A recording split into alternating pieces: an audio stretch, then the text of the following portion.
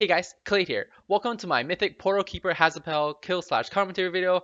For this fight, we're actually going to charge in and use the majority of our cooldowns, right? Battle Cry, Bloodbath, Rampage, Onus Fury, and all that stuff.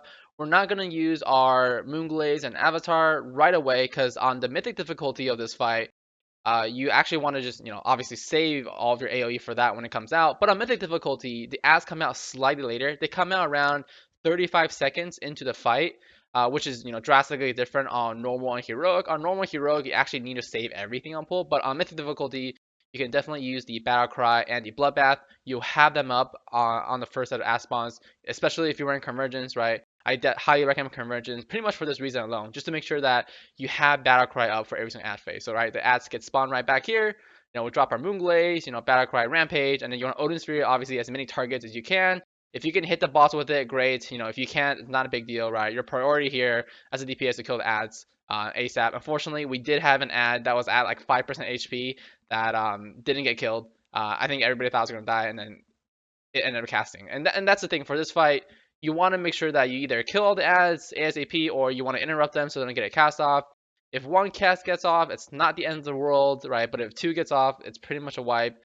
But the goal here is to make sure that no cast from the ads ever get off, essentially. And then as far as for the way that you want to go about this fight in talents and gear, there's kind of two ways you can go about this. You can even go with, more single target, or you can go with more AoE. So in the past, I've gone with the more AoE build, right, where you wear the belt and you wear the legendary pants, then you take Wrecking Ball, and then you just try to, do as much damage as you can on the ads. But it's not necessarily always the best. I think it depends on your raid comp, how much AoE DPS you guys have, how much single target DPS you guys can have, and especially execute damage that you guys can have. So, in our last attempt, in the video that you're seeing now, I've actually used a different set of talents. Well, I mainly just swapped Wrecking Ball for Avatar, right? You guys can see War Machine, Shockwave, Avatar, Bounding Stride, Frothing Berserker, Bloodbath, and Reckless Abandon. War Machine, of course, there's ads on the fight. You're going to have really good uptime on your War Machine. And then for Shockwave, right, you guys have seen me use a couple times. Whenever I can, I'll try to Shockwave these ads just to make sure that it interrupts casting whenever because you definitely don't want any of them to go off. And then Avatar, of course, there isn't, I guess, like that much AoE that you can really focus on this fight. A lot of it is more so burst AoE, and for burst AoE, Avatar is generally better. And then right here, where you're just single targeting a boss, you don't really get that much benefit from it. And then as far as for gear for this, I am using the legendary pants and the legendary massacre ring. You guys will see in the end of the fight, I'll actually get to pretty high Juggernaut stack. Like, I'm getting higher Juggernaut stacks on this fight than I do for most single target fights, actually. So, don't lock on this fight just because it's an AoE looking fight. You'll see that a lot of warriors right now, they're actually just wearing the pants and the ring because this fight actually has a relatively long execute phase. Right here, right? If you can, like, hit your AoE on the boss too, you should definitely do, right? Like, right there, I try dropping my Moonglaves so it hits the boss and it hits the ads as much as you can. And of course, those green barrages on the ground, you want to make sure that you try to dodge them. I don't think I get hit by any of them on this encounter, or this specific fight. But if you do, just know that as a fear warrior, you can live through it most likely. If you're geared, if you're fully healed, you can. If not, if you know that it's going to hit you, obviously pop Enrage Regen. There isn't really like that much else you need to, save your Enrage Regen for. There's obviously some other AoE, especially if you go up to the portals, but for this, you can use it more like a oh shit button to press. And then of course, if you're close to get knocking off the platform, you can always charge the boss. And then even if you're midair, you'll still charge the boss and be able to live. So you guys will see that I pretty much have Battle Cry, right, and Listener for every single ad phase. And that's really what you're gonna do for this fight. Until you get into the execute phase, you're pretty much going to be holding your Battle Cry for every single ad phase, making sure that you're killing ads. Even if you're all going for the single target setup, that we're mentioning, it's still your job if you're down here, if you're staying on this platform as melee to kill and interrupt the ads as much as you can, right? So you definitely still want to be saving your cooldowns for that. Yeah, there'll be sometimes, you're sitting on your Battle Cry for 10 seconds, but that's more important than just trying to get more single target DPS. At least in initially, like when we get into execute phase, your single target DPS becomes so great that it actually is worth it to pretty much focus on just executing for this fight. And then of course, there's going to be the combination of clasping and transport portals, right? So kind of the way that the boss works, you can see right now, the transport portals are going to be spawning, supposed to be spawning like 7 seconds, but if it's really close to the spawn of a classing portal, or sorry, classing world, the transport portal actually won't cast, right? She would actually just do classing world first. There's like a priority that this boss does, and it kind of slightly changes from pool to pool. So just do note that your boss timings from one specific pool to the next isn't gonna always be the same.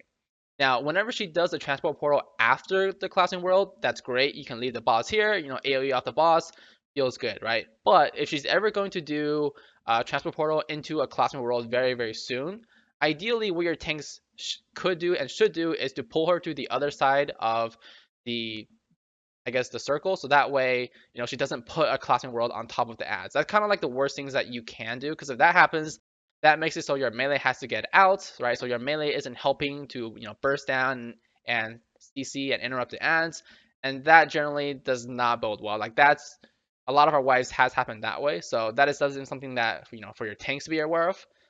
Unfortunately, they walked the boss to the right side, even though there's a little bit opening, so all the melee were kind of stuck over there on the left side. It's unfortunate.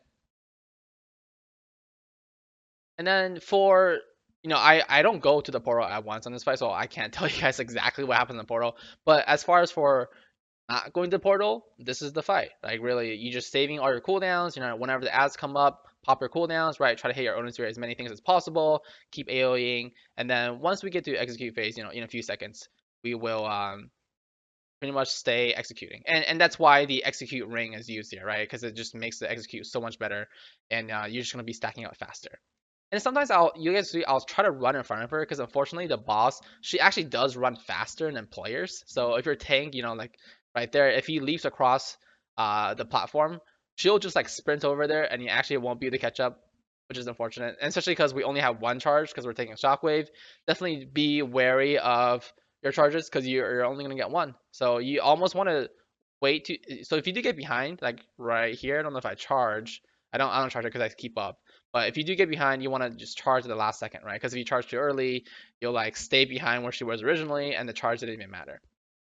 So you see, we're going to execute phase. So essentially, during execute phase, when the ad spawns, what I'm going to do is that I'm going to focus on executing, whenever I can. But of course, I'm going to try to hit an Odin's Fury on top of the ads, especially during battle cry. Like I'll try to hit the Odin's Fury, and if there's a lot of ads, I'll throw in a whirlwind too. And that should be good enough. And especially if you wait, right? If you wait for all the ads to spawn and you hit them with Odin's Fury, that pretty much does like half the ads HP, and they're pretty much dead from that.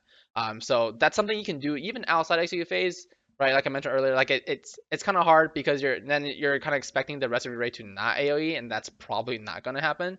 But just do know that you will do some work, even if right, if you just wait for all the ads to spawn and then you hit Odin's Fury on all of them. Unfortunately, right here, I missed like 2 GCDs of in battle cry because the boss was moving and I was trying to AoE the at the same time. But we're getting pretty high stacks. We're already at 30 Juggernaut stacks. I think we end at like 40 something. I think it's like 48. So definitely like this fight is no slouch for AoE. Of course, we do have, I think, what is that, 4 people dead and 3 DPS, but 2 of them are kind of dead for the entirety of the fight pretty much. But yeah, like you're gonna get more stacks here. Like you'll see in my later videos when we do Kingaroth, like I'll have less stacks on that actually, and that's a single target fight. Or mainly a single target fight, right? But yeah, that's pretty much going to be it for Portal Keeper Hasabel. So there is going to be a choice for you, right? Either AoE or a more single target build. Both of them will work well here, but even with both of them, right, it is still your job to kill the ads. And as always, thanks for checking out the video, guys. Feel free to subscribe to see more. See ya.